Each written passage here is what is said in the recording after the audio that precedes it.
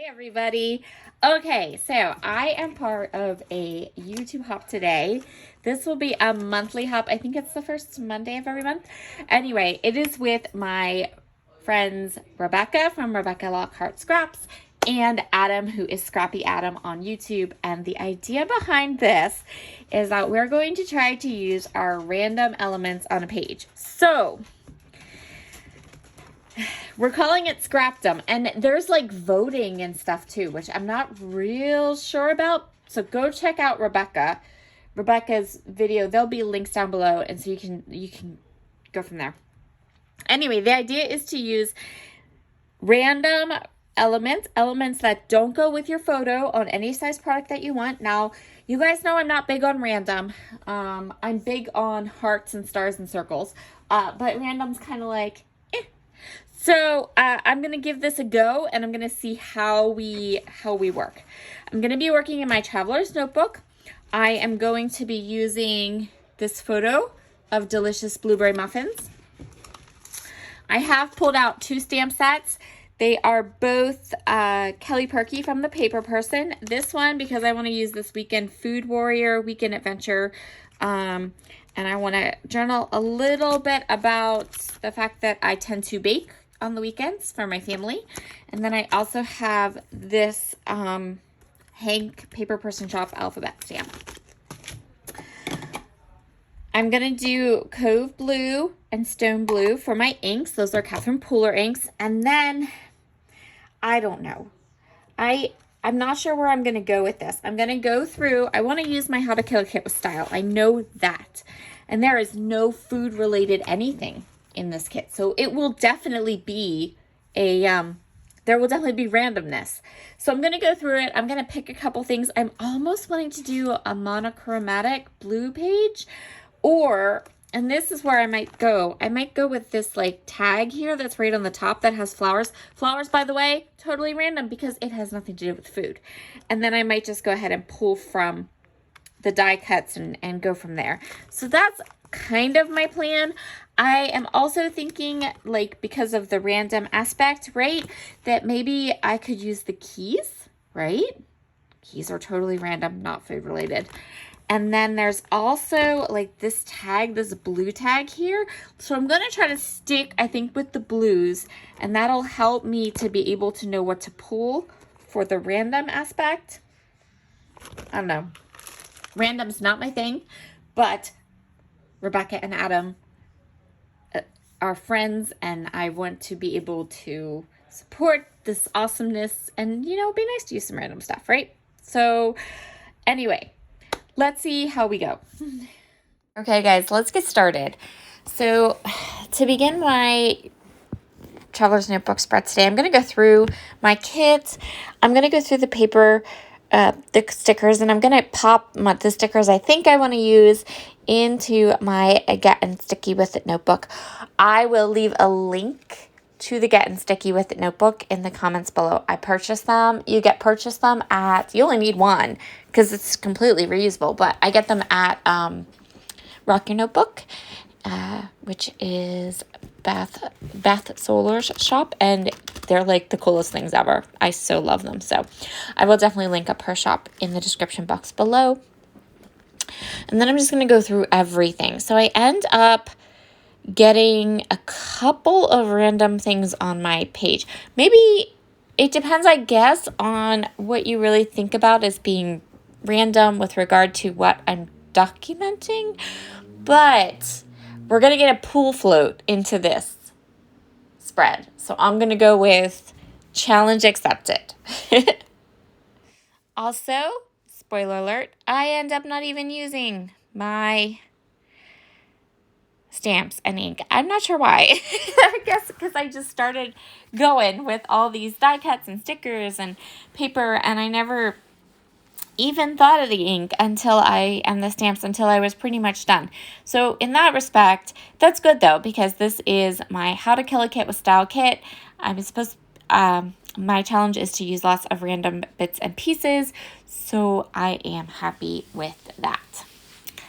I'm going to start with this 6x6 paper pad, and I'm going to take an idea from my friend Diane. She is Dearly D on YouTube, and recently she did a spread where she took a 6x6 paper and she did this with it.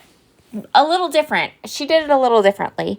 She put it, I think it was just like on one, it didn't span a whole spread, but this idea of cutting it in half and then using two of the triangles. And so I'm going to go ahead and do that. I've also put my pages together using some Sizzix Maker's tape. That's just how I deal with, that's what I do when I want two pages to be very cohesive and kind of act as a full 8x8 page, as opposed to two different sides of a spread. And sometimes I do like that, sometimes I don't. I have another Traveler's Notebook process coming up for you on the 10th, and that one is done differently because I wanted the two pages to be cohesive and balanced, but I didn't want them to look like a full spread. So I've gone ahead and put that gorgeous floral paper down. Here is the photo that I'm going to scrapbook. The photo is of blueberry muffins. I am going to just document how sometimes on a Saturday morning we want baked goods, and so I whip up blueberry muffins or something like that for a sweet treat. Now I am going to go ahead and tuck some die cuts and bits and bobs in this white space I've created between the two triangles. This is where all the randomness comes in. So I have books, I have a pool floaty, I have a coffee thermos, I have keys. I'm just going to kind of pop these all in together. So the way I make this work is by color. I want to stick to those nice dark blue shades that are reminiscent of a blueberry muffin. And my photo has that kind of gold, warm, baked look to it. So I want to use that color as well. And I want this page to be warm and cozy. And so I am filling in. Now for me, the books and the keys, those are things that to me represent home, so I don't view those as being random. But my friend Rebecca did when I showed her my page, so random it is. We have all kinds of random going on here. I'm gonna kind of tuck and decide how I want things to be on my page. I added a sticker. I'm gonna actually end up adding 2 stickers to my photo. So this is my Traveler's Notebook, and my Traveler's Notebook is just for I use it for journaling and for just documenting very kind of small stories. I don't need a lot of sometimes I journal a lot, sometimes I don't. It just depends on my mood. Today I'm just going to use a little label to add some journaling. So I'm going to go ahead and start sticking all of these little bits and pieces down. I know where my photo is going to go, so I can kind of leave that space open and then add my photo. And I do end up moving things around. I really wanted to use that tag. Like, that tag caught my eye right from the beginning. And I don't end up using it. Once I have the label with my little bit of journaling. This label is from Callie Perky. It's an older set of labels of hers, and I'm just using my Allie Edwards Slick Writer to put the journaling on, because these labels are, they have that glossy feel to them. So I'm going to get my label down and see what other little bits I might want to add to this middle part. So I kept all of my embellishments down that middle section. And what I'm going to end up doing is adding lots and lots of Nuvo drops. I often get comments about my Nuvo drops, how nice they are. So practice, practice, practice. That's what I tell everyone. And before you start putting Nuvo drops on your finished project, get a piece of scrap paper and blob a whole bunch of that Nuvo onto the scratch paper.